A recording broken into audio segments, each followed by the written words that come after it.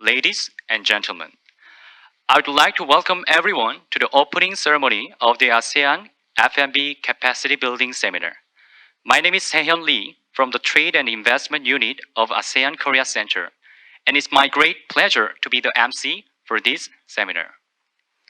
We express our sincere appreciation to excellencies, speakers, and all the online and offline participants. For the offline guests, please note that channel 1 of your receiver is Korean and channel 2 is English. May I also remind our speakers to speak slowly and correctly and clearly for accurate interpretation. Thank you. Now, let us begin by inviting His Excellency Kim Hae-yong, Secretary General of the ASEAN-Korea Center, for the opening remarks. Please welcome him with a big round of applause.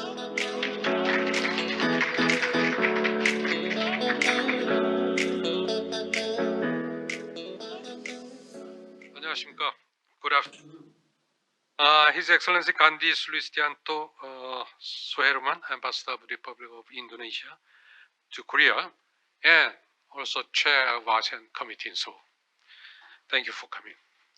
And distinguished guests and speakers from both ASEAN and Korea, and ladies and gentlemen, and online viewers, let me first extend my warmest welcome to all of you joining us for the ASEAN-Korea Food and Beverage Capacity Building Seminar. Taking this opportunity, I'd like to express my gratitude to all speakers who will share valuable insights and ways forward for food and beverage industry of ASEAN and Korea. I also convey my sincere appreciation to the ASEAN Committee in Seoul for their unwavering support to ASEAN Korea Center. Recently, ASEAN is coming to us more closely than ever. Everybody would agree that ASEAN is seen everywhere in Korea, throughout the country, from food to coffee, and to multicultural families, and migrant workers and students, and even to the members of Korean idol groups. Among them, food and beverage is quite noticeable. In 2023, ASEAN's agriculture, livestock, and food market is expected to grow 4% compared to last year, amounting to $560 billion. In terms of market size by item, bakery and cereals top the list, followed by snacks, meat, and vegetables.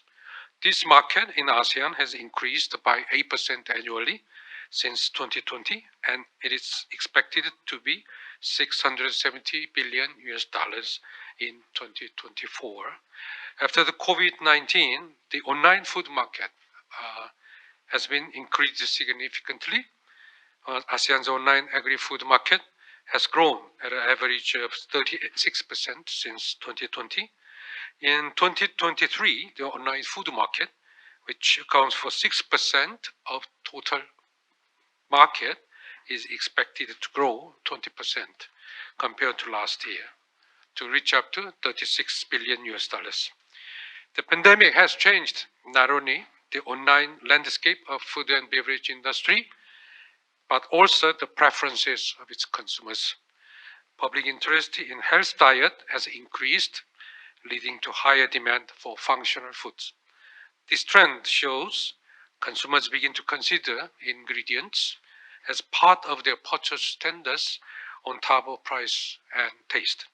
Furthermore, continuing instability of supply chains has led to a broader interest in alternative foods, such as plant-based meat and milk alternatives. Against this backdrop, the ASEAN Korea Center has organized the 2023 ASEAN Trade Fair in conjunction with the 23 Seoul Food from May 30th to June 2nd this year. The exhibition will showcase health and sustainable foods such as low sugar, meat alternative products along with home meal replacements. Ladies and gentlemen, today's seminar will contribute to enhancing the capabilities of ASEAN SMEs in the food and beverage industry in response to growing interest in health food. in an ever-growing digital market. With active participation of experts from ASEAN and Korea, as well as 43 food and beverage companies from 10 ASEAN member states. I hope this seminar can serve as a platform to connect food and beverage industries of both regions and facilitate companies' entry into the Korean market, thus further strengthening economic partnership between ASEAN and Korea. I thank you very much. 감사합니다. Thank you, Secretary General, for your remarks. Next, please welcome His Excellency Gandi Sulistiyanto Soeherman, Ambassador of Indonesia to Korea and Chair of the ASEAN Committee in Seoul, for his congratulatory remarks. Please welcome him with a big round of applause.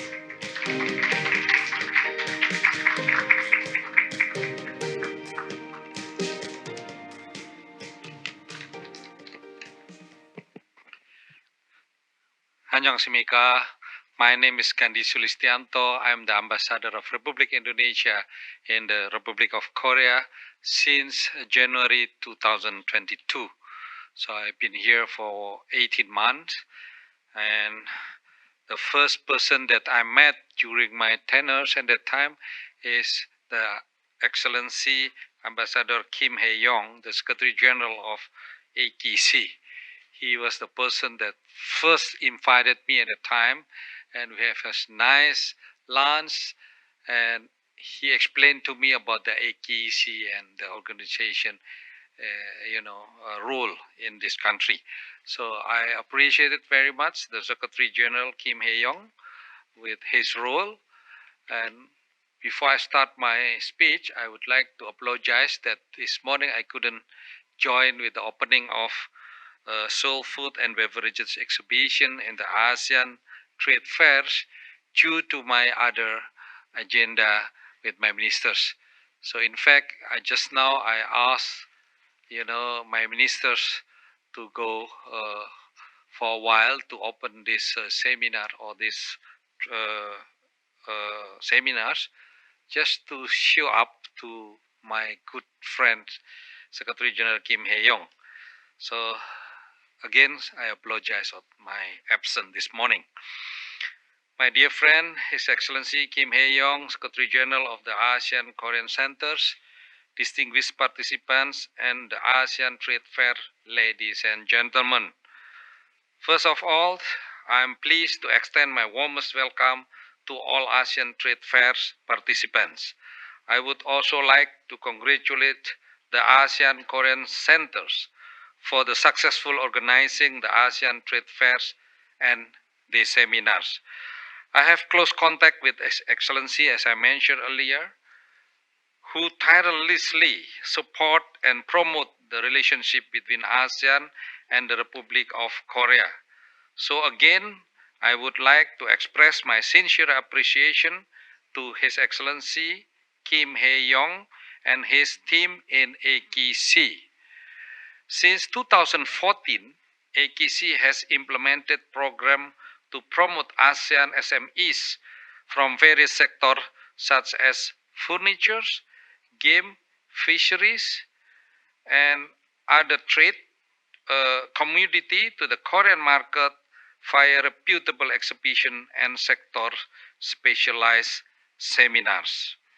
Distinguished ladies and gentlemen, in today's world, micro, small, and medium enterprises, MSMEs, have played a significant role at the forefront of building sustainable developments. MSMEs account for 90% of businesses, 60 to 70% of employment, and 50% of GDP worldwide. I would like also to appreciate one of my SMEs businessman, Mr. Hartono, who attend today from INAKOR. INAKOR stands for Indonesian Korean Corporation.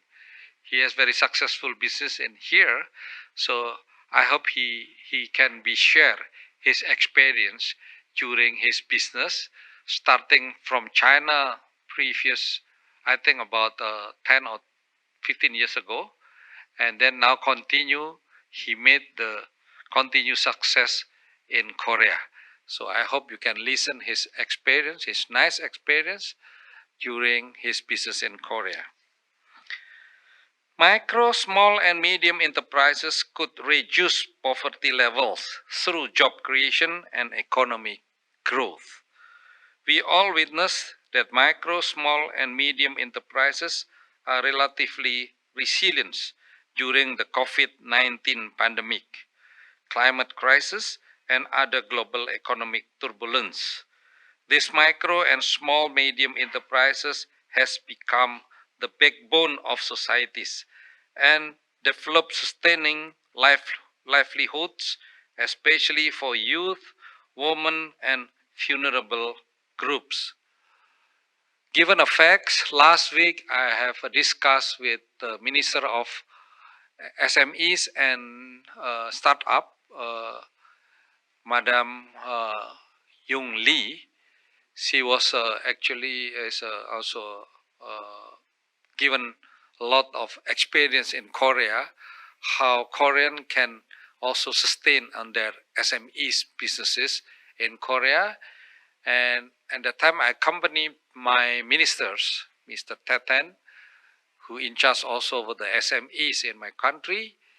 They are both share how big role of the SMEs in the growth of economy in our respective countries.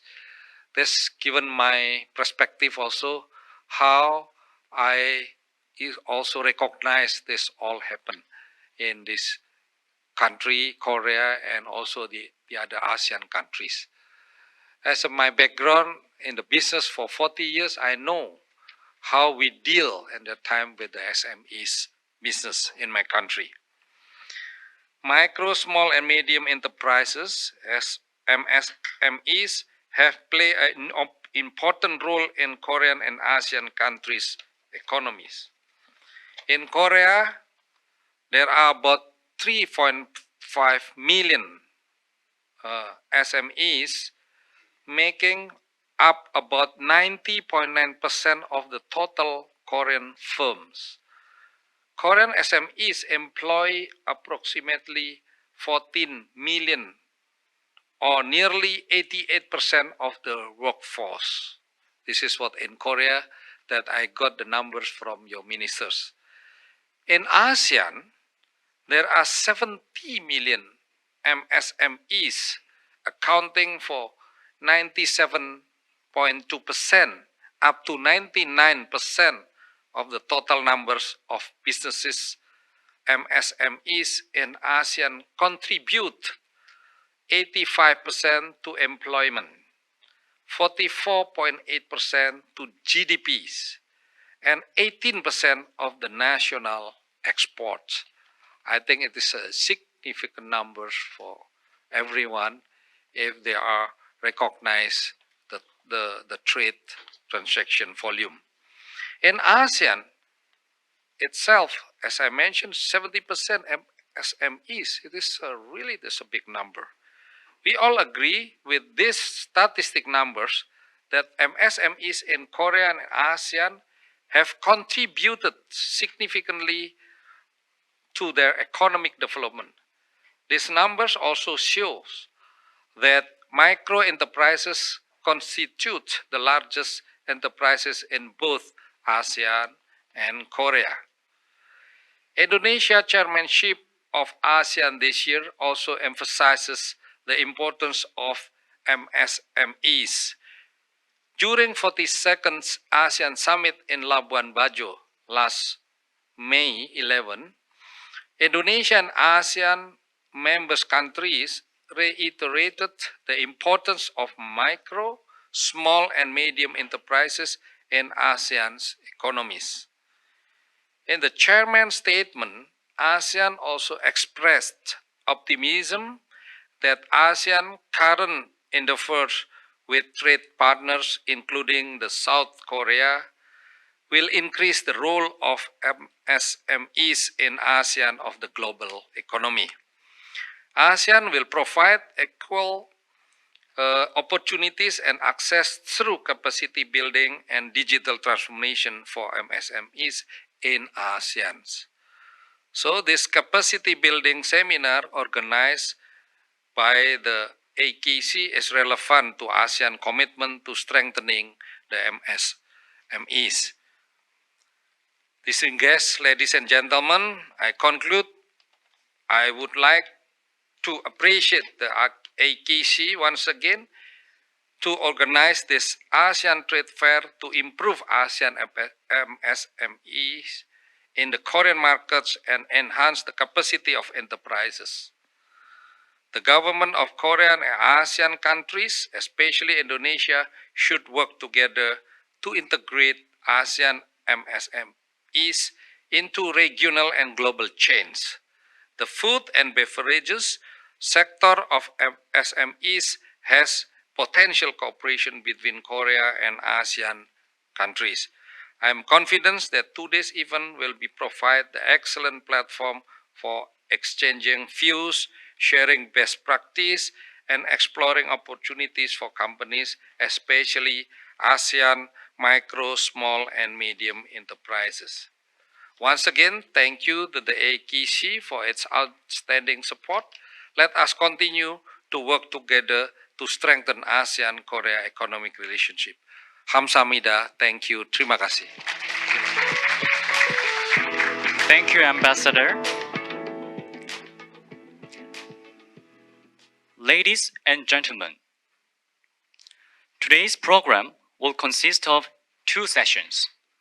The first session covers F&B Industry Report and Market Transfer 2023. And the second session will share success stories of ASEAN companies targeting the Korean F&B market. The program will end with a panel discussion and Q&A session. If you have any questions or comments regarding the presentations or panel discussion, please use the YouTube live chat function. Also, a link to the online survey is available in a YouTube description box. We will now begin the first session, F&B Industry Report and Market Trends for 2023. Our first speaker is Mr. Shim Hyun-soo, Industry Promotion Team Leader at Korea Food Industry Association. Mr. Shim, you may begin your presentation. Please welcome him with a warm round of applause.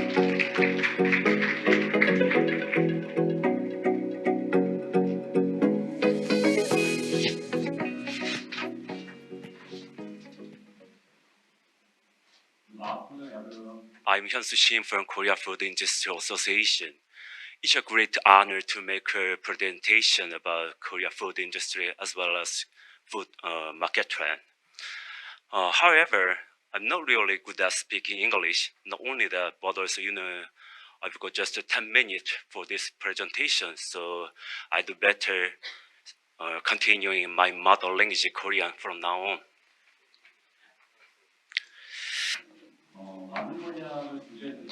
I've prepared a lot of presentation slides, so I need to proceed at very fast pace. Please be understanding of that. Today, I'm going to talk about Korean food industry status, Korean food industry trends, and proposal in that order. In order to understand the size of the Korean food market, it is necessary to consider the scale of the domestically produced food industry, as well as the volume of imported agriculture and food products. However, since the official statistics for the year 2022 have not been released yet, so my presentation will be based on the data from 2021. In 2021, the production performance of the food industry reached 93.1 trillion won, approximately $81.4 billion in the US currency, marking an explosive growth of 10.5% compared to the previous year, which was 3.6%. This growth rate was approximately 6.9 percentage points higher than the average annual growth rate of 3.6%. Taking a closer look at the main product categories, when you look at the size of the imports. It is listed on the slide. You can refer to the slide. Let's look at the import landscape of the Korean food industry in 2021. The total import value of agriculture and seafood products reached $32.578 billion. Korea has very low self-sufficiency rate, so the country heavily depends on importing a majority of its food ingredients from overseas, such as agri-food. And when you look at the major importation product categories, bread, chocolate, fruit, vegetable beverages were imported in large volumes, and also imports of food ingredients such as plant-based fats and oils and sauces were also significant. And also when you look at the additives and primary agriculture seafood products and processed food additives were also imported a lot. When you look at the major countries that Korea imports goods from based on import values, the top import partners in descending order were the United States, China, Australia, Vietnam, and Russia. The combined imports from the United States and China accounted for 39% of the total import value. So let's look at how the people consume and purchase. Similar to global trends in Korea as well, there has been a shift in the way people buy food, and because of the convenience of online shopping, and also because of the spread of non-contact shopping due to the COVID-19 pandemic, there's a change towards online purchasing. And when you look at this, the percentage of household purchasing food online at least once a month has increased from 8.2% in 2013 to 20.2% in 2018. With the impact of the global COVID-19 pandemic, the percentage further expanded to 56.3% in 2022. And also, the share of online purchases of agri-food products reached 27.6%. And also, the processed food and heavy items were mainly purchased online. And also, when you look at the number of households subscribing to regular online delivery of agriculture and food products is also increasing. In 2021, the share was 3.7%, but just 1 year, this year, the number actually doubled to 6.2%. Now let's take a closer look at the trends in the Korean food industry. With increasing number of single-person households and social changes, the trends in the Korean food industry are shifting towards convenience and health-oriented consumer preferences. Particularly, the COVID-19 pandemic has further strengthened the demand for convenience and health consciousness. As a result of these factors, the Korean food market has witnessed rapid growth in home meal replacement products and an explosion of single-serving packaging. And also there's a growing trend of low sodium, low sugar, and plant-based protein products and HMR as well. And there's an increasing trend of single-person households, and there's a preference of convenience. So the increase in number of unmarried individuals and the growing number of elderly individuals living alone has resulted in the proportion of single-person households reaching approximately 33.4%. And also, there are people there is an increase in dual income households, leading to 46.3% of households with a spouse participating in the workforce. These social changes have led to expansion of home meal replacement and individually packaged products. So we believe that HMR market is experiencing rapid expansion, and the HMR market consists of the RTE, RTC, and RTP, and the combined HMR market reached 4.1 trillion won in 2021, showing a remarkable growth of 84% compared to previous year. It is expected to further grow to a 5 trillion won market in 2023. And also, the packaged meat, which is ready to cook, is also increasing, especially marinated meat has increased by 12.5% compared to the previous year. So it is very convenient because you can just cook it. It is already marinated. And also small packaging is also gaining popularity at convenience stores and other outlets. You can see increasing number of small packaged items. In the past, the fish products of 3 to 4 servings were dominant, but nowadays, fish products ready to be cooked for 1 serving is more popular, and also single packaged the nuts and also single packaged bananas and the large size fruits such as watermelon are packaged in single serving. And also there is a single serve pizzas are being sold, and even established franchises are launching those products. And when you go to convenience stores, you can buy side dishes for 1 or 2 servings. And now I'd like to talk about the trend of health consciousness among consumers. With an increase in income, there has been a growing inclination towards health-oriented choices, and also the COVID-19 pandemic has further reinforced this trend. As mentioned earlier, the HMR products are being influenced by the increased focus on health, and health functional foods are also expanding, and with much focus on aesthetics, beauty, and health. And fresh produce and fresh products are being positively impacted. And with increased the focus on health, low sugar or sugar-free products that substitute sugar with alternative sweeteners are very popular. This trend extends not only to processed foods but also to alcoholic beverages.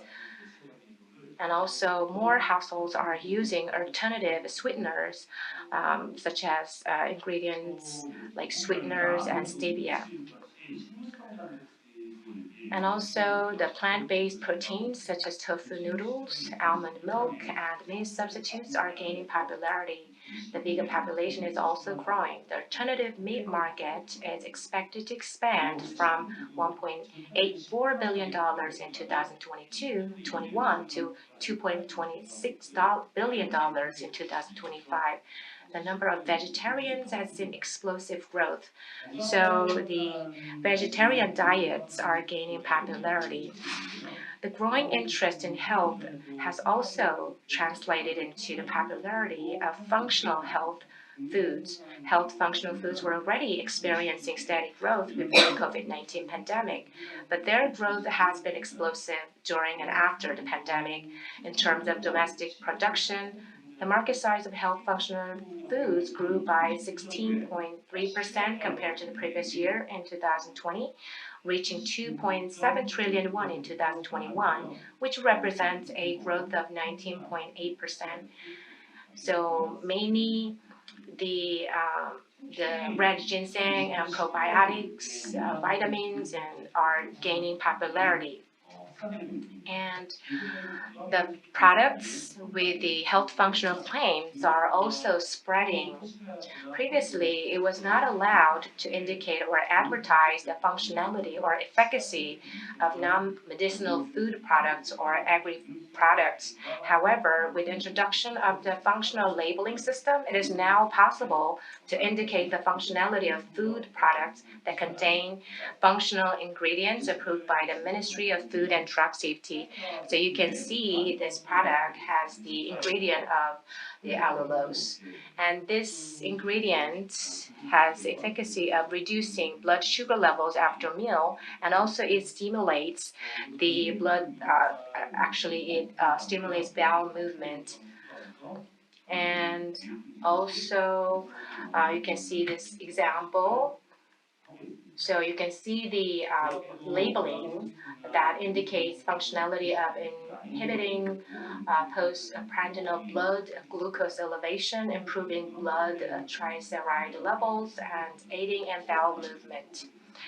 And also, when you look at the TV programs, you can learn about the efficacy of ingredients. So cacao and calamansi are gaining popularity as ingredients. Lastly, I would like to make some propositions to companies which are trying to enter the Korean market. I moved my presentation very fast. I had to do that because I have prepared too much information. So in a nutshell, the Korean market is similar to global trends. Therefore, if a company has strong product capabilities and competitive pricing, it can enter the Korean market successfully. Like in other countries, the online market has rapidly expanded after the COVID-19 pandemic. So it should be actively targeted. And you should also take note of the growing popularity of products that cater to the needs of single-person households and dual-income households, such as convenient and individually packaged items. Also keep in mind that low sugar, low sodium, vegan, and health-oriented products are continuously growing. Lastly, it is recommended to actively utilize the functional labeling system for general food products. With this, I'd like to conclude my presentation. Thank you very much. Thank you, Mr. Shim, for your informative presentation. We will now welcome the second speaker, Ms. Kwon Yujihn, President of the Korea Vegan Agency. Please welcome her with a big round of applause.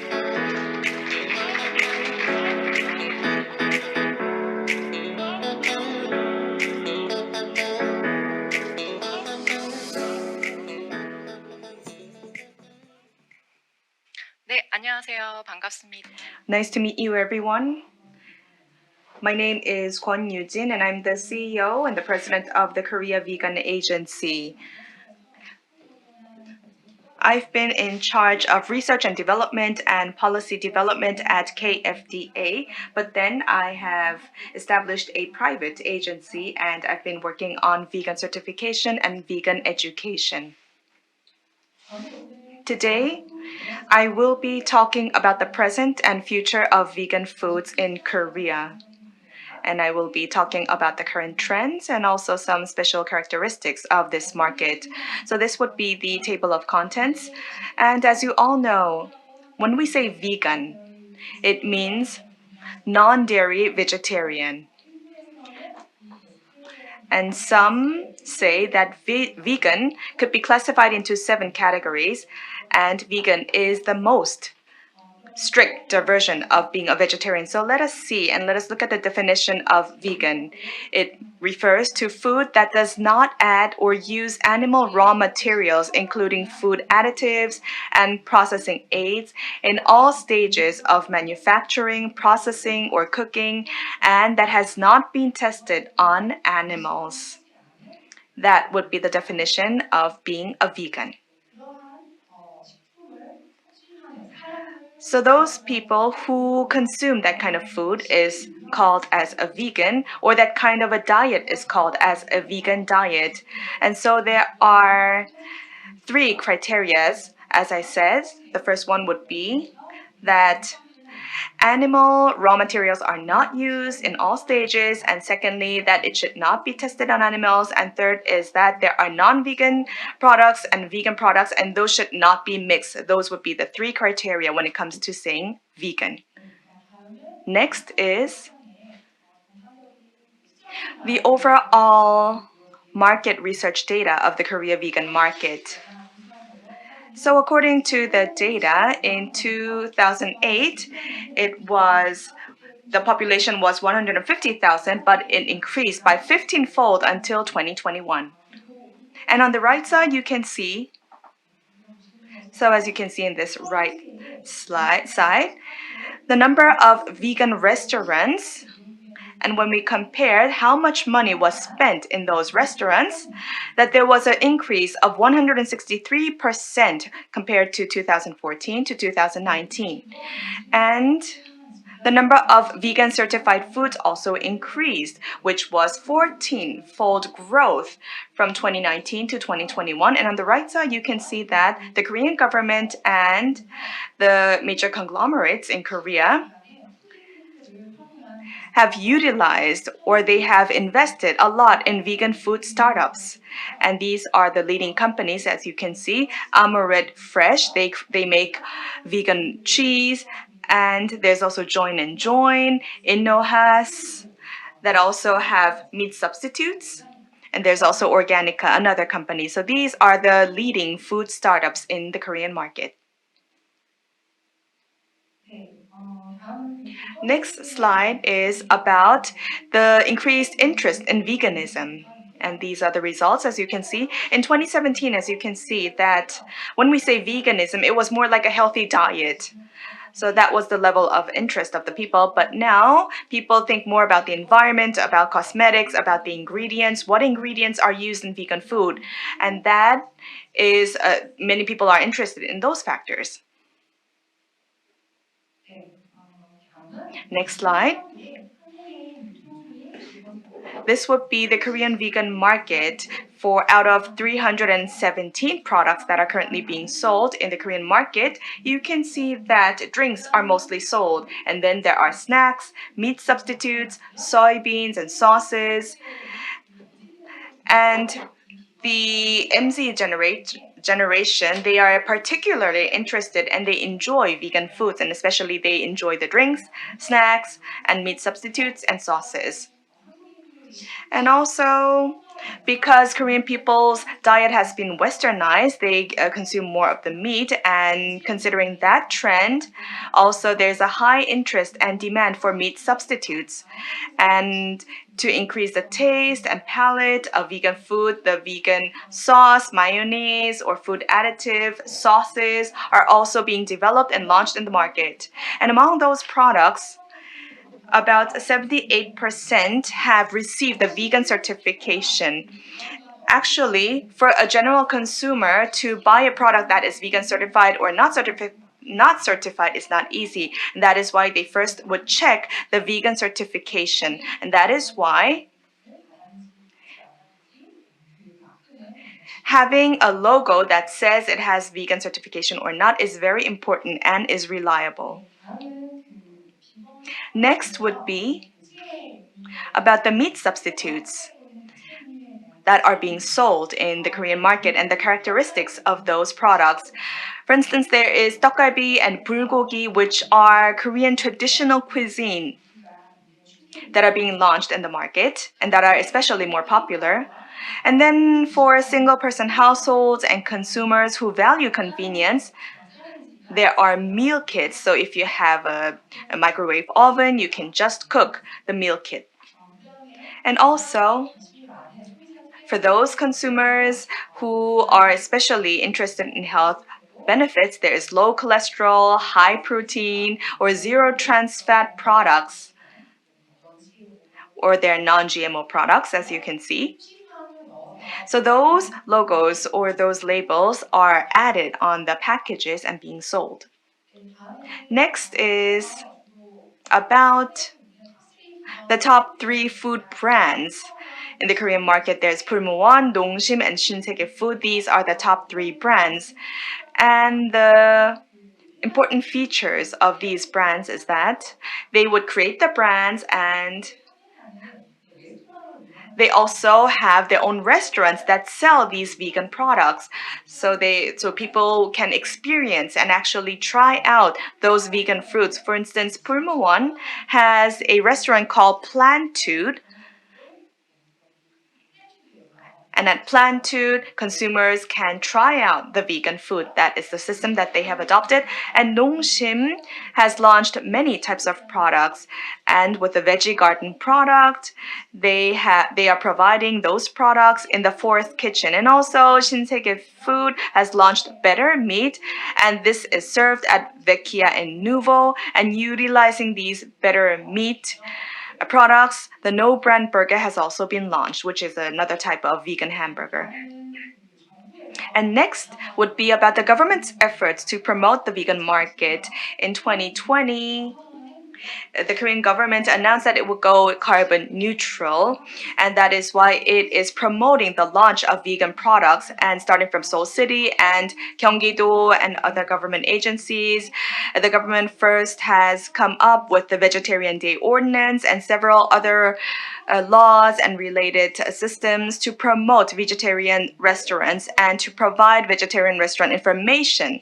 For instance, that is for Seoul City, and then Jeju City also has produced a vegan restaurants map in Jeju City, and Gyeonggi-do has created the Vegetarian Day, provides vegetarian lunch to schools, and Suwon City, for instance, provides signboards to vegan restaurants. Next slide is about the future of vegan foods, whether it has a rosy future lying ahead. Not only in the Korean market, but also in the global market, and especially for the younger generation, as you can see, eco-friendliness, sustainability, animal welfare, valuable consumptions are important factors that the younger generation are interested in. And that's why the food industry has to continue to develop the vegan food that includes all these factors, and that is why I believe that the vegan food market will further develop as we move forward, especially Korean food when it comes to temple food or seafood. So there are many types of Korean food that are vegan, and that is why I believe that this market can be further developed. And next would be about the strategies to enter the Korean market, which would be a suggestion to those companies who would like to do business in the Korean market. In Korea, the vegan products, compared to non-vegan products, they are a little bit pricey. That is why if you come with a reasonable price, then I believe that you can be more competitive. And secondly, for meat substitutes, for instance, 90% of the meat substitutes are produced in Korea, and that is why it is important to have partnership with Korean distributors. That is the way to enter the Korean market. And lastly, and most of the vegan certified products in Korea, they use imported goods such as soybeans or food additives. They use a lot of imported goods, and so before you get the vegan certification, you should provide raw materials that already have vegan certification. Then it will make your business easier. That will be the end of my presentation. Thank you very much. Ms. Kwon, for your excellent presentation. Our last presenter of session 1 is Ms. Kim Bo-reum, manager of the Insight Planning team at UNIVTOMORROW. Please welcome her with a warm applause.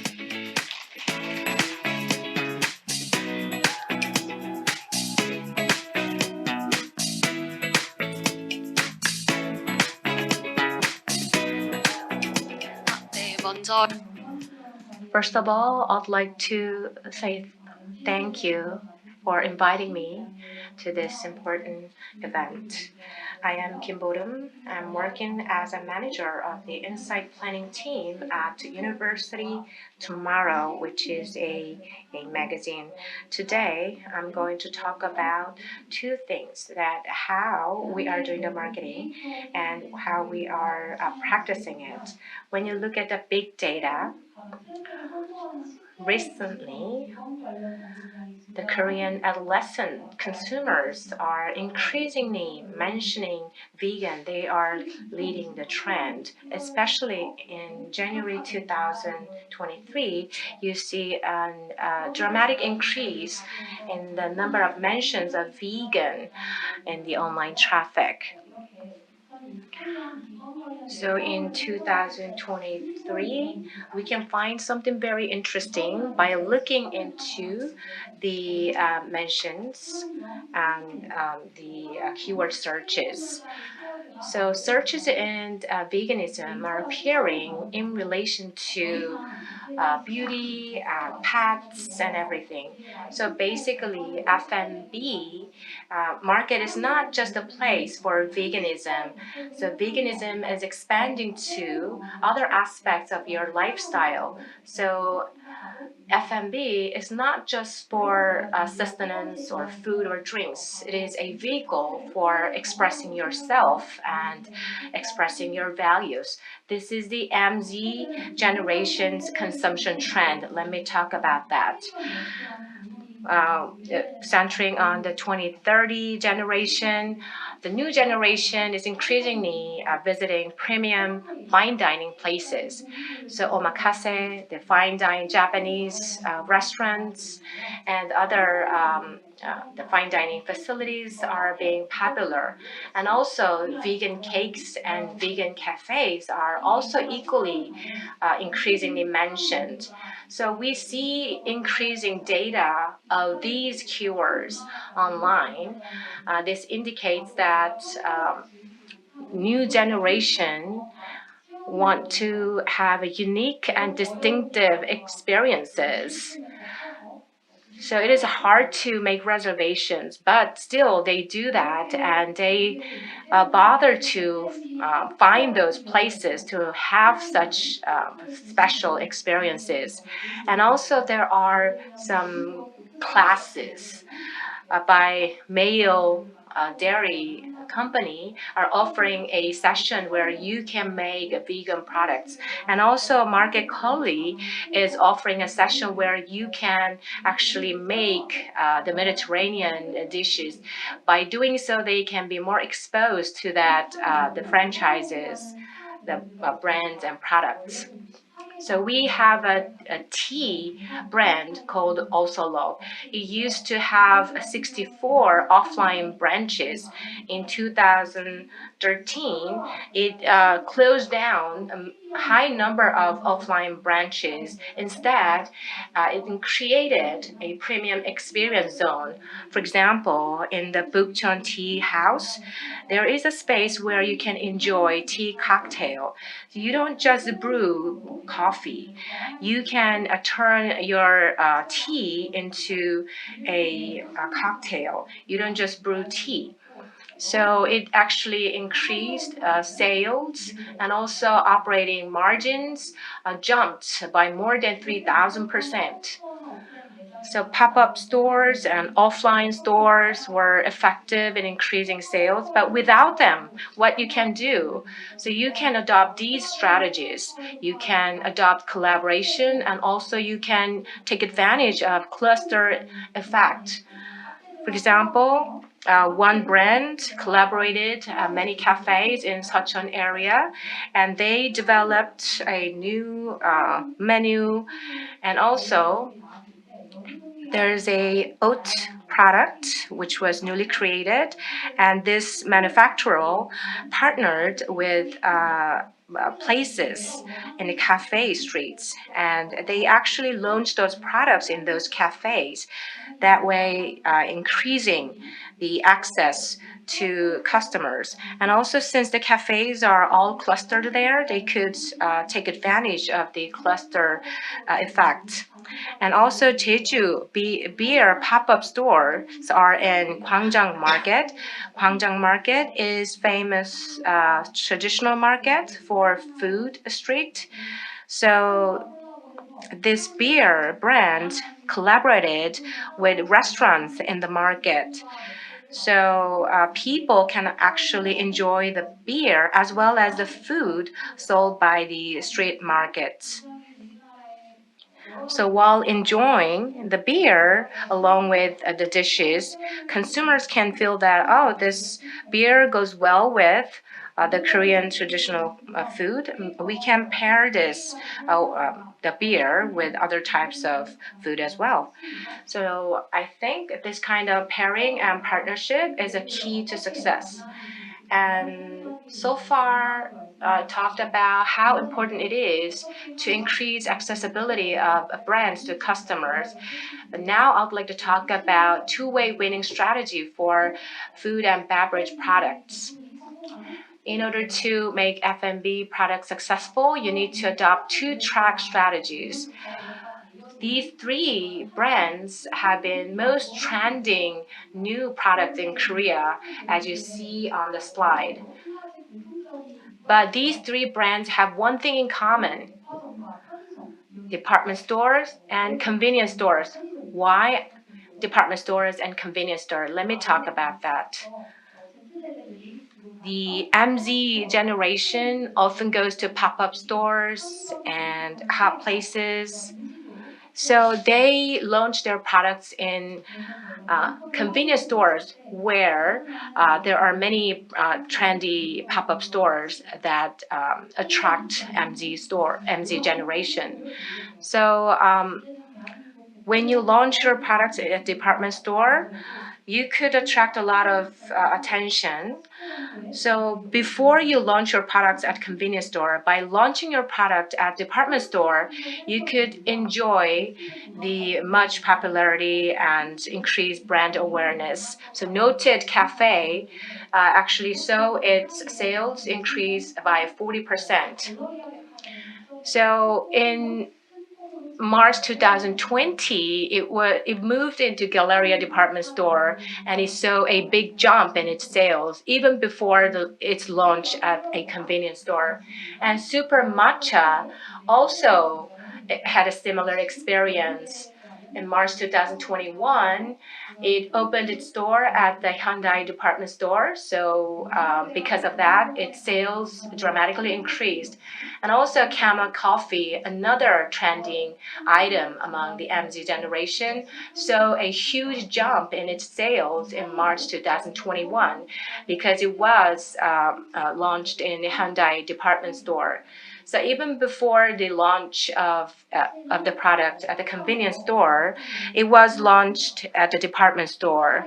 So the key is that you need to showcase your product at a department store, and then you launch your product at the convenience store. This is called a two-track approach. So usually, consumers have big trust in department stores because they trust the curation ability and the quality of the department store products. So by launching your product at the department store, you can gain trust from consumers, and then you can launch your products at convenience stores where you can easily find in your daily lives.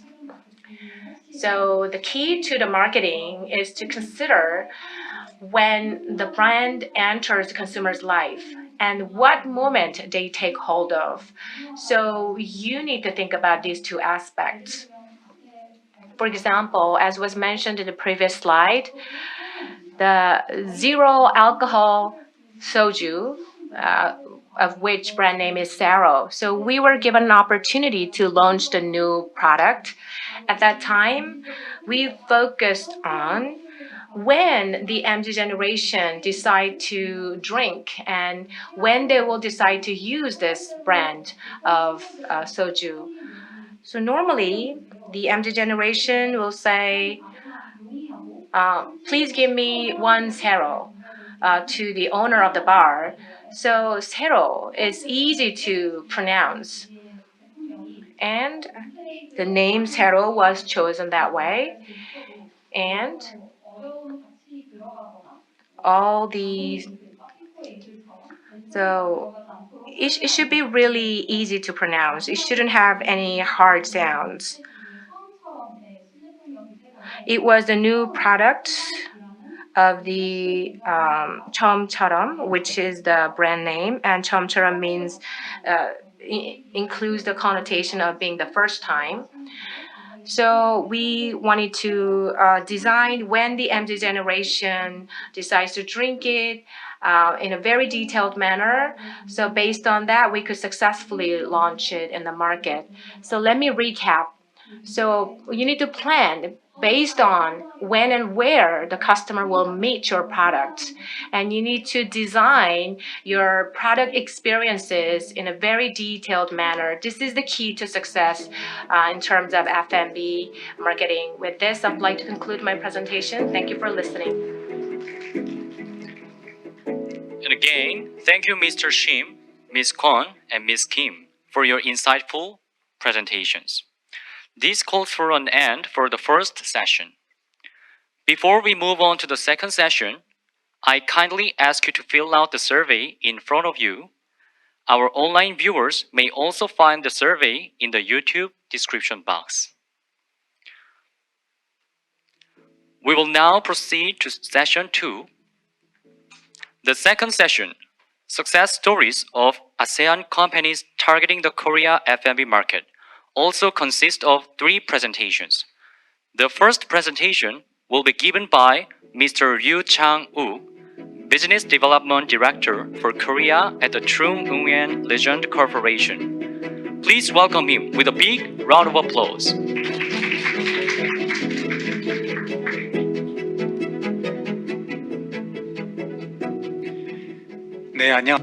Nice to meet you, everyone. I am Chang-wook, the Korea Business Development Director of the Chungwon Legend Group. First of all, I would like to thank everyone for inviting me to this meaningful opportunity. Today, I will be talking about 2 parts. The first one would be about Vietnam coffees and the Chungwon Legend Group's position in the global market, and second, about Vietnam's G7 coffee conquering the world. So first, I would like to talk about Vietnam coffee's position in the world and what impact the Chungwon Legend Group has on the Vietnamese coffee market. Coffee, which is the second most traded item in the world, was first introduced to Vietnam around the 1850s. And now, after more than 170 years, coffee is the second largest agricultural product to be exported. And Vietnam accounts for more than 20% of global coffee production.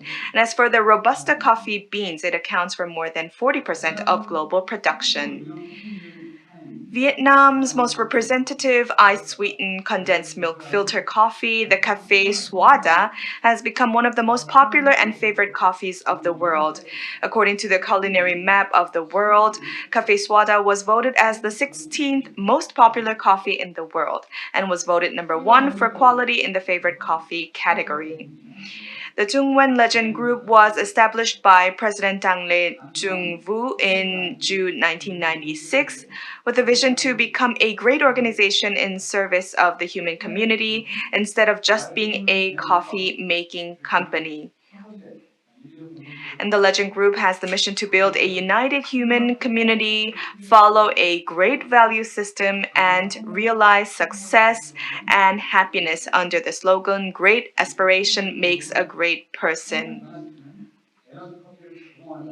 So it wants to provide coffee that gives great energy to people. And that is why it has 2 kinds of cafe businesses, as well as the coffee brands, including the G7 Coffee, Chungwon Coffee, and the Chungwon Legend Coffee brands. And on the left side, you can see these 2 cafe brands to provide life-changing energy coffee, and which is also called the Chungwon Legend Coffee and the Chungwon E Coffee.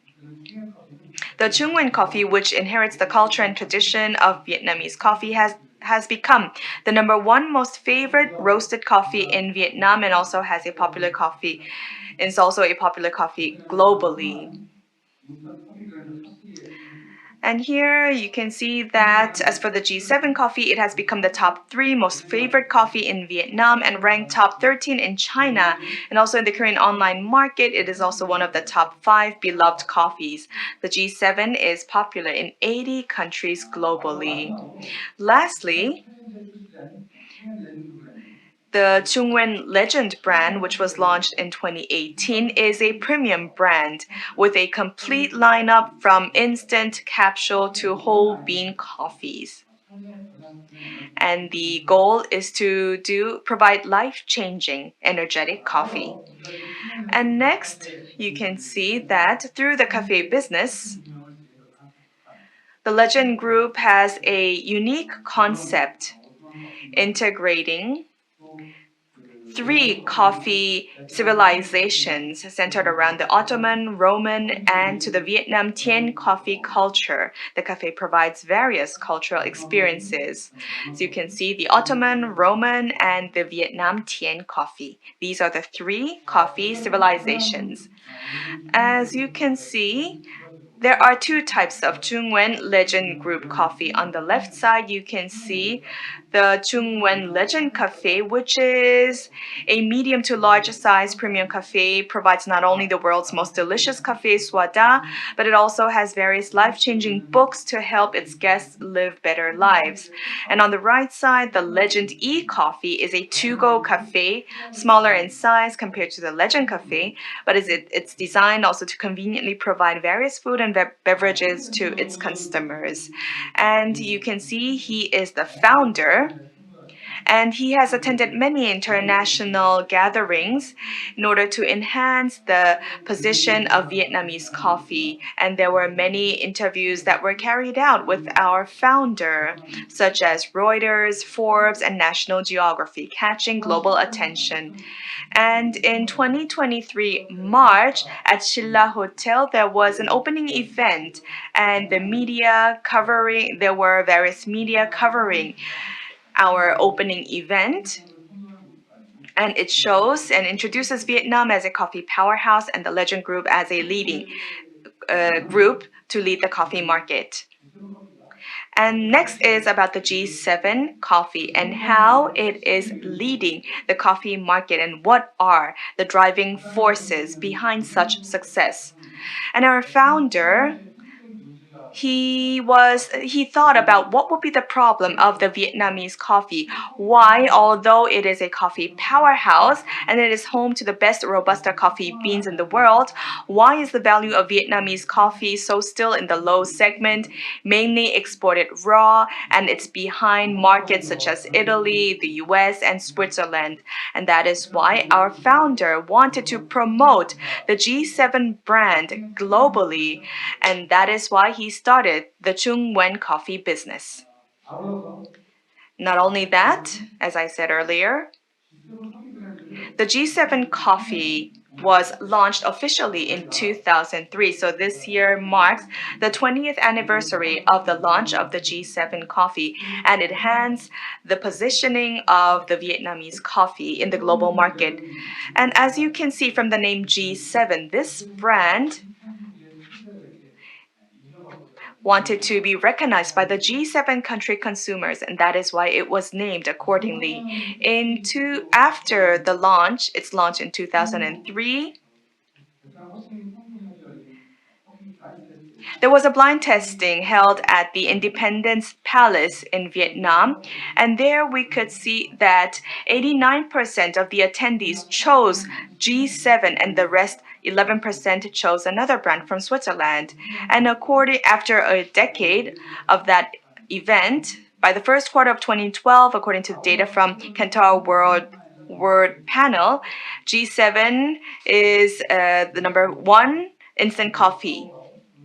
And also in malls such as Alibaba, Taobao, Tmall, and JD, the coffee is being sold in those online malls and also in more than 1,000 offline stores. And according to CHN, which is a leading brand rating agency, G7 coffee has become the number one brand by coffee enthusiasts. Also in the US, the G7 coffee is sold by Costco through quality control and rigid processes. Also in the Asian market, it has shown a growth rate of more than 200%. In Korea, there is E-Mart, Lotte Mart, and Home Plus that sell the G7 coffee. Also, the G7 coffee is also sold not only in Asia, but also in Czech Republic, Russia, and in the US market, as well as in the European market, including Japan, Paris, and also is promoting. It is also an ambassador to the country Vietnam by attending various international exhibitions. It's a cultural diplomatic ambassador. Also, it is well recognized by the coffee enthusiasts worldwide. And there are about 5 success factors how the G7 coffee became a success story. First, it had a social vision. It's not just about selling a single cup of coffee, but it's more about providing a bigger vision for the society. And second, it had an in-depth understanding about its global consumers. And it knew what the interest was and what their demand was, and that is how they developed their coffee. And thirdly, they utilized their world's best quality Robusta beans.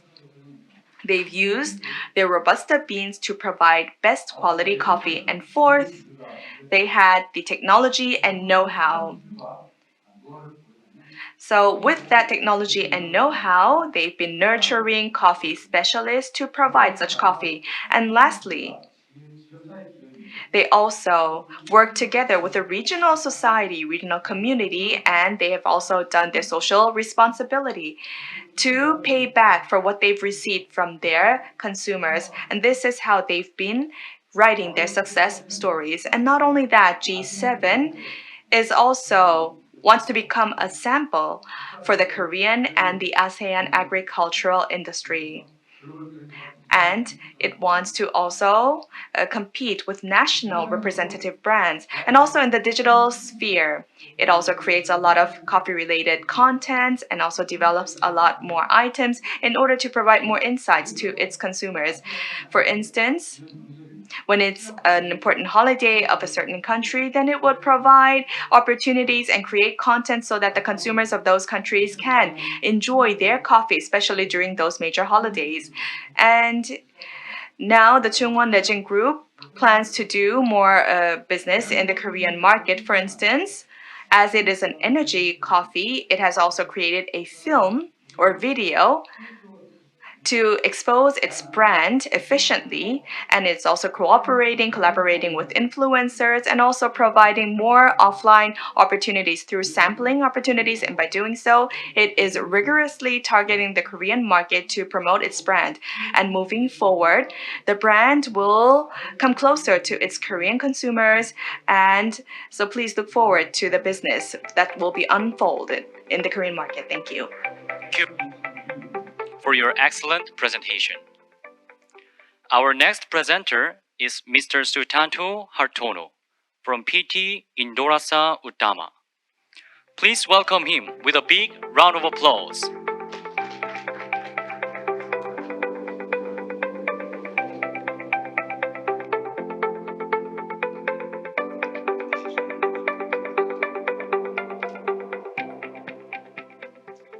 안녕하십니까? Good afternoon, His Excellency for Secretary General of AKC, Mr. Kim Hae-yong, and for our all Asian friends. My name is Hartono. I'm from Indonesia, and here is my honor to share my experience to exporting our products to entering Korean market. Is this the first time attending Soul Food for you guys? It's first time, right? Yeah, maybe I can share my experience with you. Okay. So what we've done in this year for entering Korean market is we made it very fast in 9th chapter. And first, I have to understanding Korean, and then studying the regulation for MFDS especially, and then the local regulation for export import. And then we've done market and trend study. And then we are aiming for the right market and for the right product. And then we have to set up our production facility and capacity setting. And then we have to think, brainstorming how to enter the Korean market. And then the most important for me is we have to understand risk and possibility for losses that will be experienced during our process to entering Korean market.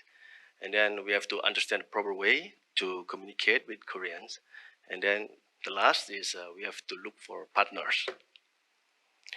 And then for understanding Korean, we know that Indonesia and Korea, this year we have 50 years of friendship. And we know a lot about Korea, especially because of Korean drama. Who likes Korean drama and K-pop here, I think. All know about Korean drama. And from the drama, we can know a lot of Korean behavior, Korean culture. So this is the trigger for us to think about entering the Korean market. And then even in the drama, we can know the business and work ethic in Korean. For schedule is very important and on time and keep promises. After we know the Korea behavior, Korean culture, we start studying the regulation of MFDS because it's very different. In Indonesia, there is some regulation is different with MFDS. We know this point because it's very important for us as manufacturer. If we did some wrong, it will be big problem for us because we are a small company and we just dare to do and this is very important. First, we study in the MFDS. We have that website. We learn a lot about the regulation, labeling, and food code in MFDS. And then we have to study the market because in Korea, as we know, there are major market because they are Korean who consume. And this is the market we list here. We already study. And because we are Indonesian, so the most, I'm thinking about what is the simple way, the easiest way to get into the Korean market to sell our product. So it sells to Indonesian, right? Of course, because we are Indonesian, we know Indonesian people, culture. So we also do the minor market study. And Indonesian here in Korea, we have 36,000 is based in 2017, we know, and then we study a lot. What is the location, how many people, culture, and then we aim that and we aim for the right market and product. First, we aim Indonesian market because it's very easy to sell. Because I'm Indonesian, we are Indonesian, selling Indonesian product in Korea for Indonesia to Indonesia is very easy comparing with Korean people. And then we start to sell our cassava chips. We start exploring the market, exploring our opportunities, and then we also setting our production facility. And this is before and after. Before it means when we start to enter in Korean market, we just do what we are have now, and we just have a dream because we want to be like Korean manufacturer. It's very hygiene and very good and innovation. So we change a lot. Even it's very difficult for us. It's very difficult for our worker to follow the Korean way to work. For example, we have to be hygiene and with uniform. And in Indonesia, the weather is very hot, and they always put it off. So, but because of that small things, the hair is come out, and then we get rejected in Korea, and we lost a lot. So, and then this time is very good, and I'm very happy to be here because I know Miss Kwon and Miss Kim maybe because now we aiming the innovation about the vegan. Yeah, we just get vegan certification for our product, and we have got from Indonesian Vegan Society. And I think after this seminar, we can talk about how to enter the vegan market in Korea. It's very interesting for us. And also we have to keep product innovation because even cassava chips, there is a lot of innovation. There is a lot of Korean taste that Indonesian also like and the other countries like very famous Korean taste is buldak. In Indonesia, so it's selling very well. And then this is, we have to understand the risk and possibility for losses during our process. We failed many times at the beginning to enter in Korean market because we have many problems in our production, our quality, and we got rejection from MFDS, and because it is very, very hard for us, but we want to enter Korean market, so we keep doing, keep trying, and then just going, just sticking our target. And then after understand and learning and failing, and finally we met our good partners, and first is buyers and then become partners and friends. Now we work together to increasing our production. And of course, for looking for partners, here is the right place, the Soul Food, right? Because we keep participate from 2019 until now. Every year, we keep looking for new friends, new buyers, and we study the new trends of Korean food, right? And I think this year, everybody is talking about vegan.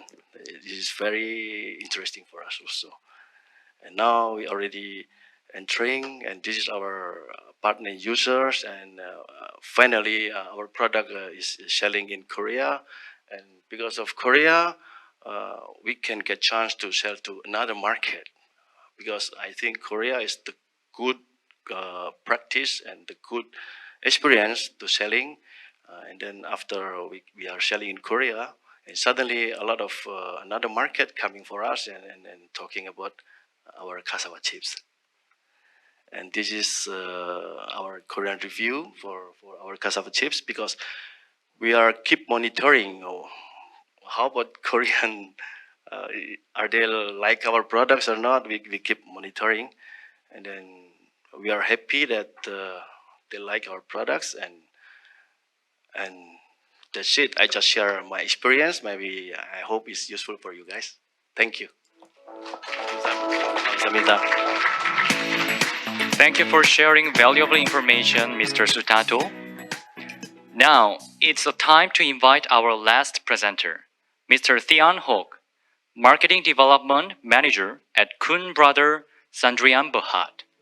Please welcome him with warm applause.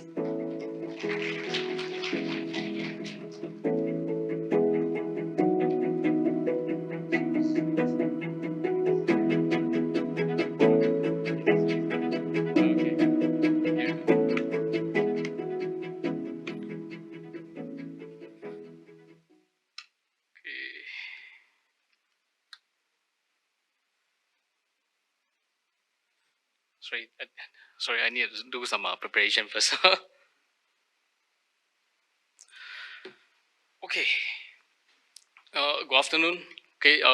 Thank you for AKC and Martret team of AKC and Martret for having me here as a presenter today to share our experience into a Korean market. So. Yep. So this is the thing. This is at glance. I would like to. This is the topic I would like to cover later on, which is my company backgrounds and histories. Okay. Our export business, our core strategies. Okay. And our first experience with a Korean company, which is later I will share later, and our success story with Korean companies. And the last and not least will be our product, some photos, some insight of our product in Korea, which is in offline and online, and social media as well.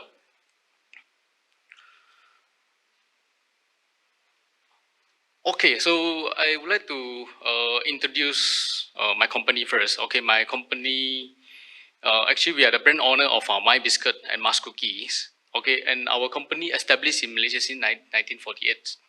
Okay, at beginning we are the OEM producer, private labels producer for others. Then after that then we are the small medium factories, the biscuit and cookie factories in Muar, Johor, Malaysia. And as 2023, our product has been exported to nearly almost 50 countries since our first export business from 2014. Okay. Okay, and this is our website for more details and all these our company products. You can go through our website and you go. And this is our Instagram and the Facebooks.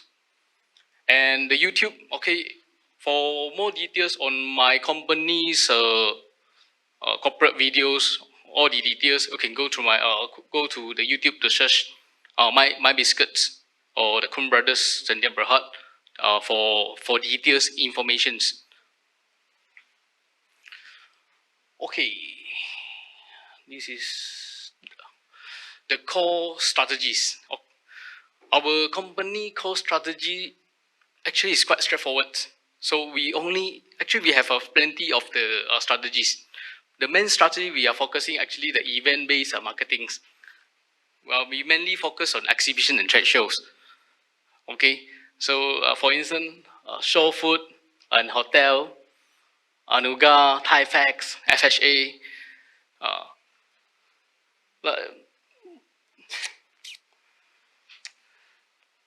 Okay, then secondly, okay, we work closely with governments, industrial agencies, and business alliances such as Matrade, HTC, MIHAS, MBGs, and etc. Okay, actually, we work closely with Matrade. We are participating a lot of shows with Matrade, especially in Garfood, in Anugas. Okay, and we also participate in this show with MIHAS.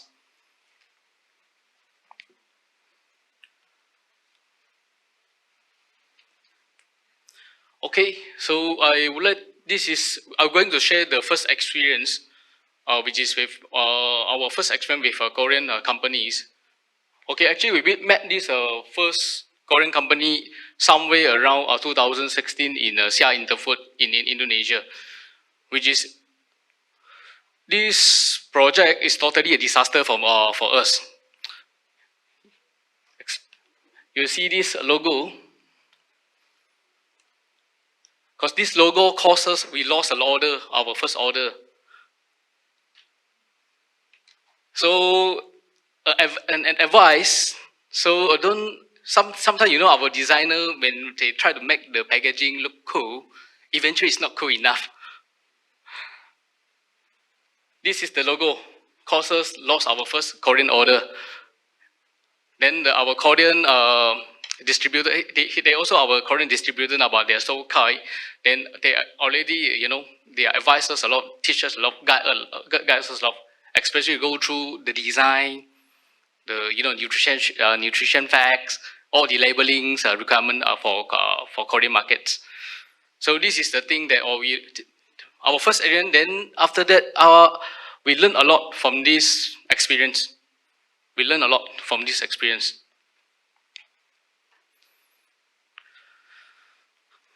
Okay, so don't simply make your own logos on the packagings. Okay, again. So after now, our new design, our new product, we are not simply design. So for any logos on the packagings. So even though for others market, beside Korean, even though others, then we try to avoid. Okay. Since our the first incidents, you know, the disasters in incidents, we still persist. We are not giving up on the Korean market. So we decided to join we decided to join the Seoul Food and Hotel again in 2017, and this is our first time into the Seoul Food and Hotel. And we took, when that time it's just only 2 Malaysian companies participate in this show. So we are lucky enough. We met our first distributors here, which is Chunha Corporations.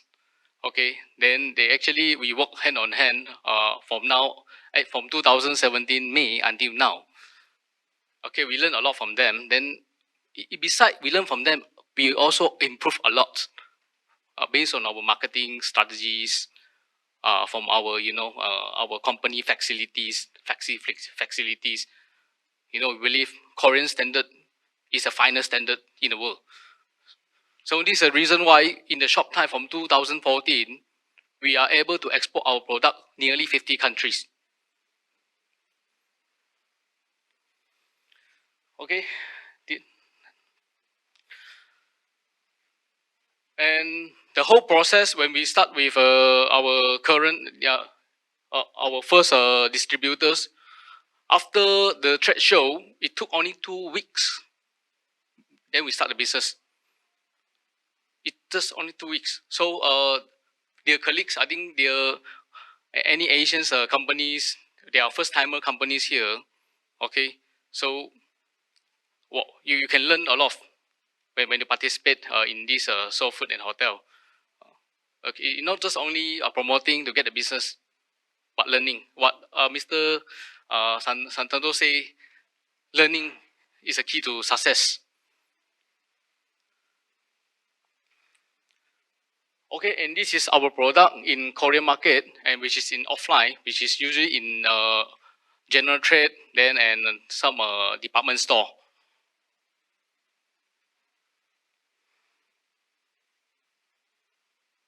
And this is our product, which is features in one of the famous Korean Malaysian couples, which is they have almost 113,000 followers in Instagram. They features our product, which is mas cookie.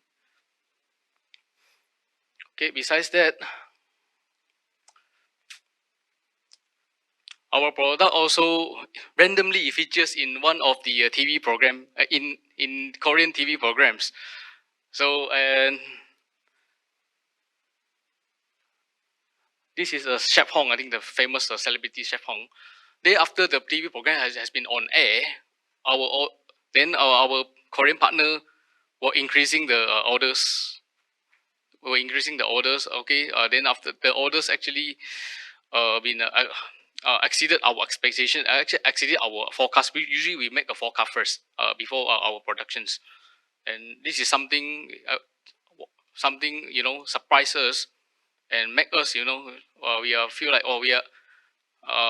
we are lucky. We're lucky enough that our product has some features.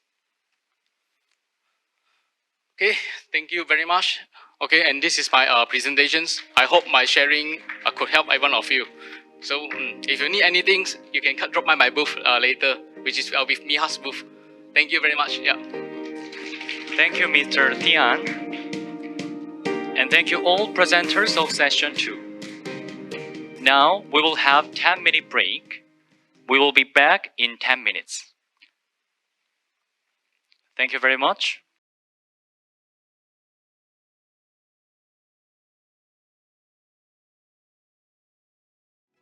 We will now begin the panel discussion and Q&A session. We would like to seek your indulgence to prepare this Q&A session. And the panel discussion will be moderated by Mr. Joshua Ngooi, Head of Trade and Investment Unit of ASEAN-Korea Center. Mr. Joshua, the floor is yours. Thank you. Good afternoon, ladies and gentlemen, and welcome back to the Q&A and panel discussion session. First of all, thank you to our 6 esteemed speakers for sharing your presentation with us today, and as well as with our ASEAN Trade Fair participants, as well as our online viewers. Before we proceed to the Q&A session, allow me to summarize the 6 presentations that were presented today. Firstly, Mr. Shim from KFIA suggested that ASEAN companies should concentrate on the online market to cater to the single and dual income household to produce low sugar, low sodium, and vegan product, as well as to utilize health function labels. Ms. Koon from Korean Vegan Agency stressed the importance of pricing, partnership with major distributor, as well as to supply vegan certified raw materials to Korea. And Ms. Kim from UNIVTOMORROW reminded ASEAN companies on the need to plan when and where to for the customer that will meet your product and how they will experience it, either at the department store or the convenience store. And next, for session 2, Mr. Ru from G7 Coffee Brand shared the G7 success formula that includes, among others, to their big aspiration as well as the understanding of the customers. And Mr. Sutanto from PT Indorasa Utama reminded ASEAN companies to understand the risks and possible losses that will experience in the process. And last but not least, Mr. Thian Hock from Koon Brothers Sendirian Berhad shared with us the experience of losing their first Korean customer due to a logo. We are really thankful to all the 6 speakers for sharing their experience with us today. Next, we welcome all attendees as well as all online viewers to raise any question with regards to their presentation or to seek any advice from our speaker. To start the ball rolling, we shall ask the first question to Mr. Shim. According to your presentation, the preference towards health-oriented products such as low sugar, low sodium, and vegan will continue. Do you think Korean consumer will have the same level of curiosity and interest for similar products from foreign countries, namely ASEAN? Mr. Shim, the floor is yours.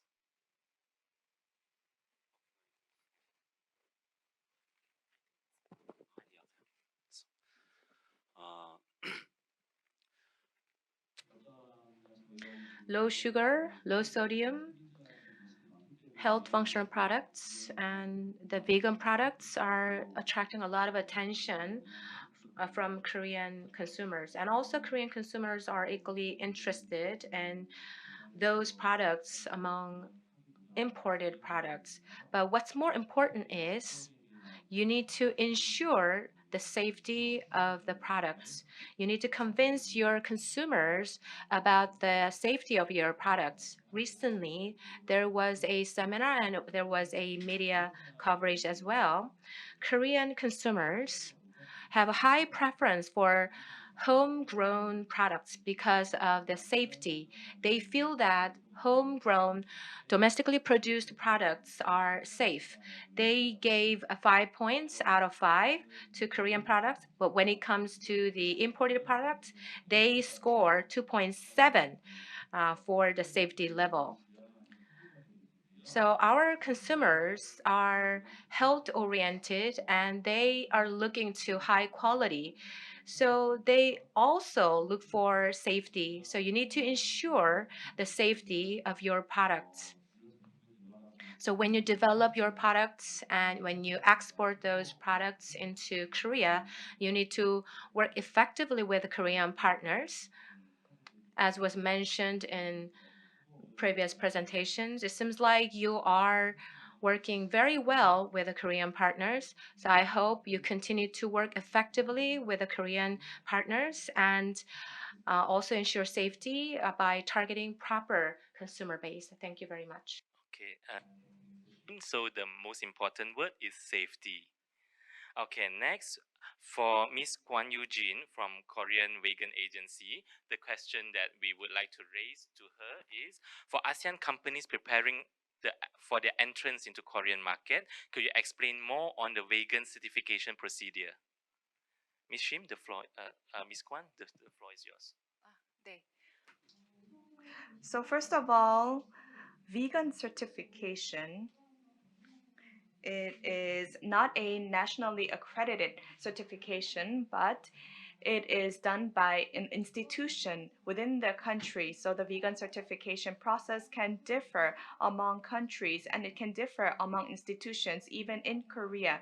So the certification of our organization is, first you will have to apply and you will have to be prepared with the documents, and if you apply, then we will be screening the documents, and then if necessary we will also be doing other examination and on the site inspection, and after that we will be issuing a certification letter. In our case, the process takes about 1 year, but globally it usually takes 1 to up to 3 years. You can possess that certification for 1 to 3 years, and then you have to update the certification.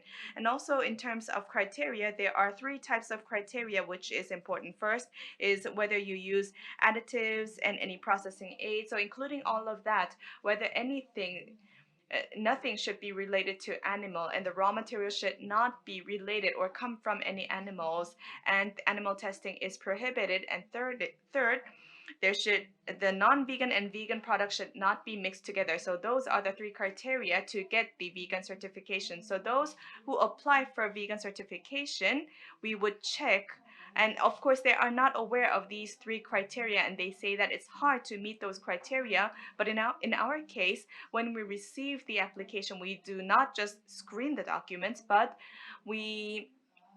if people ask us about how to meet those criteria, we also provide consulting.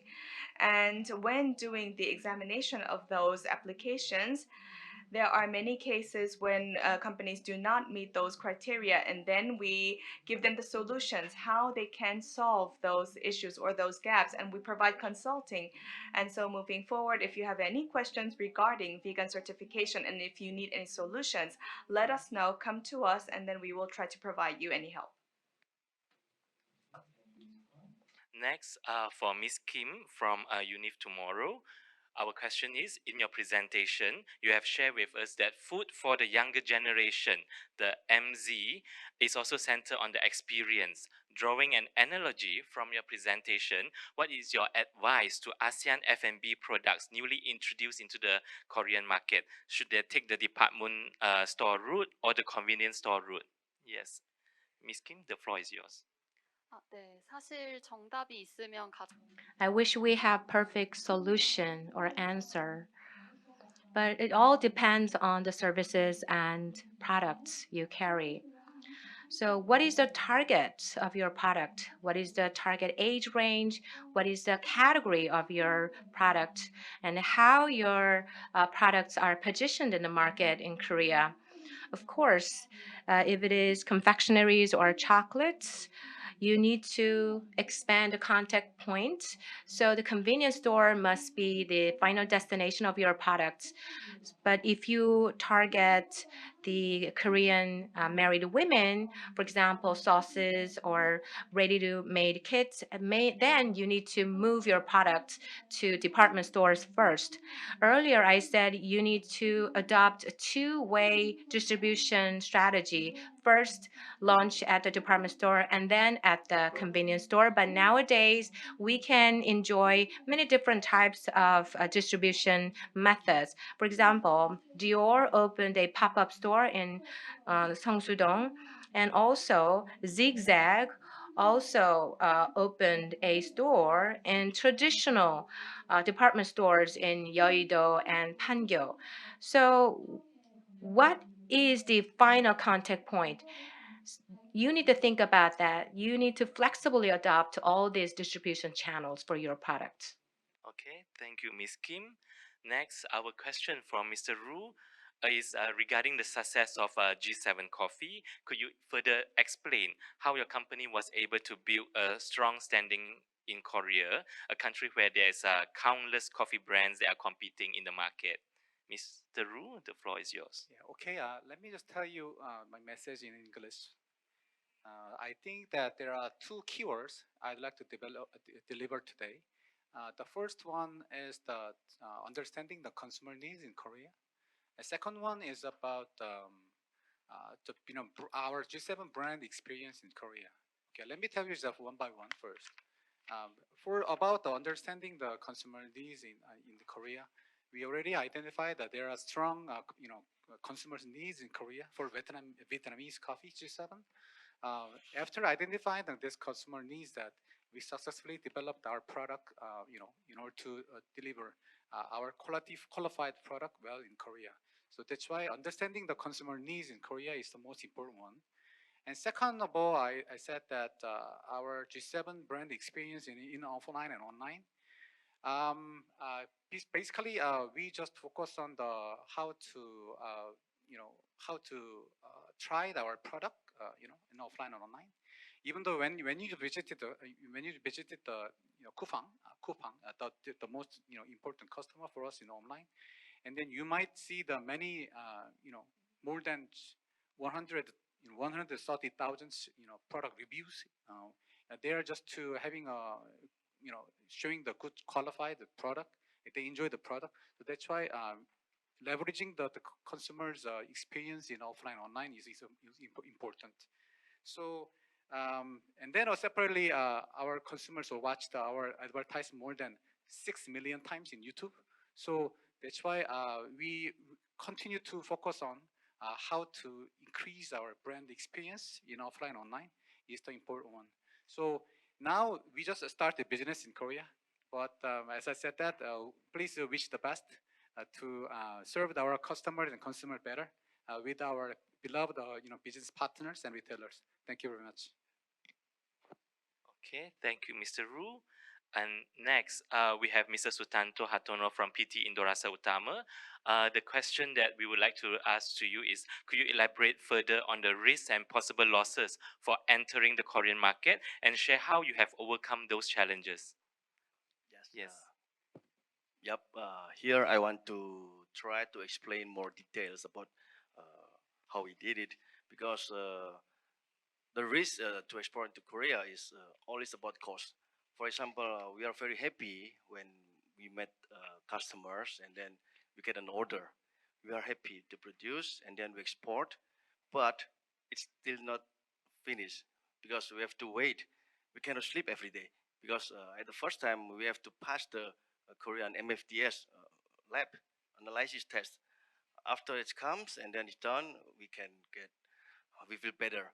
But our first time to export to Korea, we failed, and then it's just gone, money gone, and our energy is gone, all is gone. And then after that, we have to forecasting. It's like, what is the worst thing gonna be happen if our product get rejected, or so if we can forecasting, for example, okay, let's try one more time, and then if it failed, it's gonna cost, for example, $10,000. Okay, we will face it. So okay, just do it. And for overcome this, we just taking on our goal, because we have a dream to export into Korea, and we just imagine like our friends after exporting to Korea, and then suddenly they are exporting to 50 more countries in the world, and this is our dream too. I hope our dreams come true. Thank you. Okay, thank you.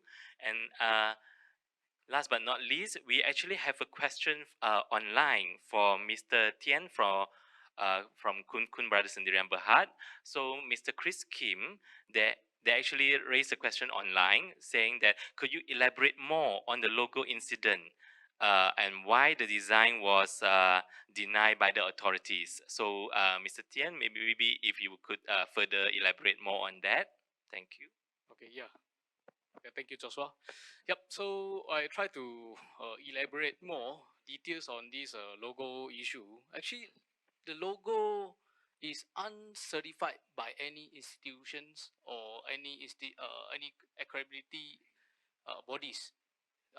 Like for instance, when we have these HACCP logos, we need someone to certify this logo is genuine, is real. Then those logo that we previously we having is like our designer try to make cool on our packaging, which is we never thought that that logo will cause the consequences or losses, of our first export business at Korea.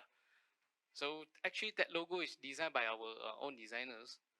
Then after we have our own, internal coaching and internal discussions, then we just remove those the design. We try to avoid those logos designs, which is KFDA. They are not recognized any logos, which is not it's not certified by any institutions. I hope my explanation is clear. Yep. Okay, thank you, Mr. Thian. So, yeah, before we close the session, is there anyone physically here that would like to ask any question to the panelists? Yes. Yes. Yeah. So someone will pass you the mic. Thank you. This question is probably for everyone on the board, but specifically because we actually do cashew cookies. So I noticed you do peanut cookies. So one thing that I wanted to ask you was, for us, we're a very new company, and we were wondering, how did you reconcile, or rather compromise, the need to have a long shelf life versus additive-free, preservative-free, healthy, gluten-free, guilt-free foods. So, number one, what did you think was a reasonable shelf life? And number two, how did you reconcile the two competing interests? Okay, actually, that's a very good questions.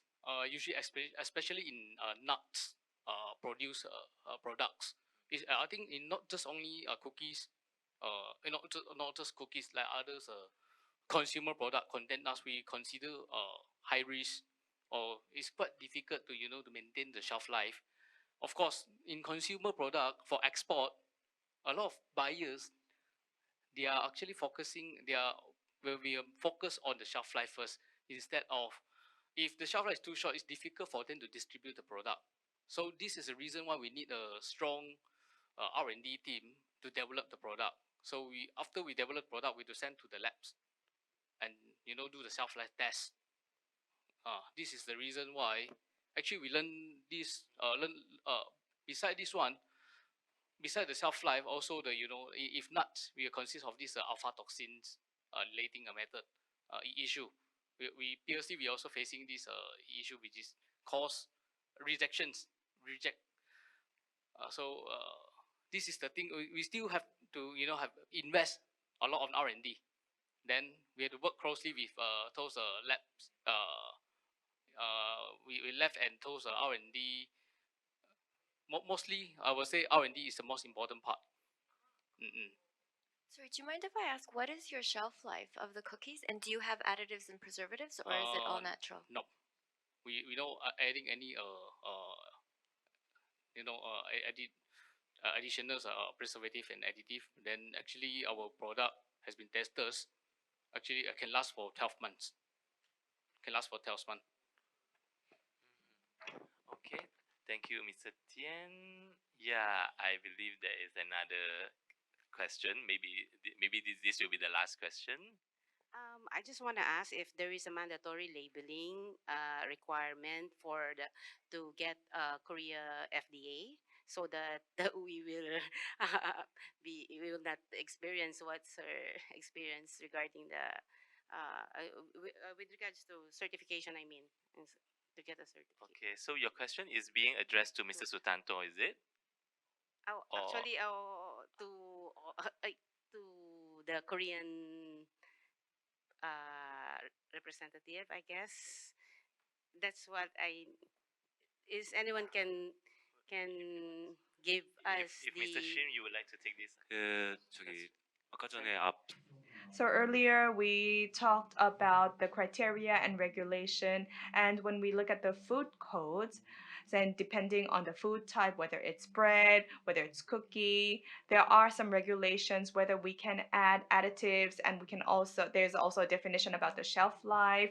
And so in Korea we call that food process or food codes. And regarding labeling, the criteria regarding labeling in Korea, it used to be scattered across all kinds of laws, but now it's integrated into one, which is Food Labeling Law or Act. And in that specific law, there are descriptions about logos, about labeling, that some sorts of labels are recognized, some not. And for instance, if some only, let's say, a fragrance is added, whether it's a banana taste or banana flavored or banana fragrance milk. So those kinds of descriptions are included in that law. So I think you can refer to that kind of a specific law. Yeah, I asked because of the logo that was put in the label. That's why I really need to know. Yeah, it's for you. How come that it wasn't checked if that the label, the logo. That's why. Yep. Okay. The labels actually for based on the packaging that you design. Yes, yeah, the yeah. packaging. The packaging. How come it wasn't checked first? You have to make label? exactly before you proceed to the Korean labels. You have to make sure all the information usually in packaging in English, right? Your ingredient list, all the nutrition fact, all have to you all must be matched.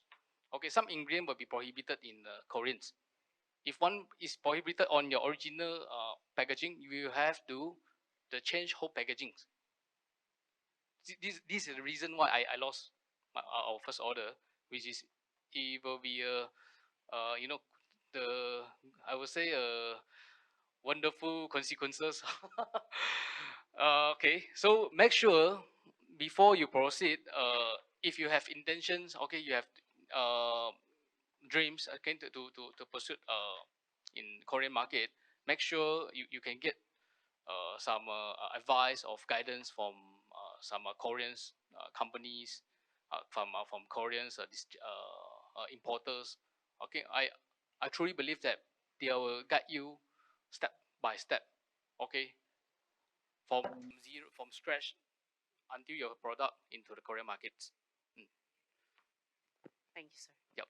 Okay, thank you, Mr. Thian. So, before we wrap up, I would like to say thank you to our six esteemed speaker for sharing the insights on the Korean F&B market. And so that's call for an end for our Q&A session, and I will pass back the floor to the MC. Thank you very much, Mr. Joshua, and all the participants. Ladies and gentlemen, this calls for the end of the ASEAN-Korea F&B Capacity Building Seminar. We would like to thank all the speakers and the online and offline participants for spending your precious time to attend our event today. We hope our participants gained insightful information throughout the presentations and panel discussion. Let me inform our online participants once more that you can fill out the survey provided in the YouTube description box. Your feedback on our program would be very much appreciated. Have a great day, and we hope to see you again. Thank you.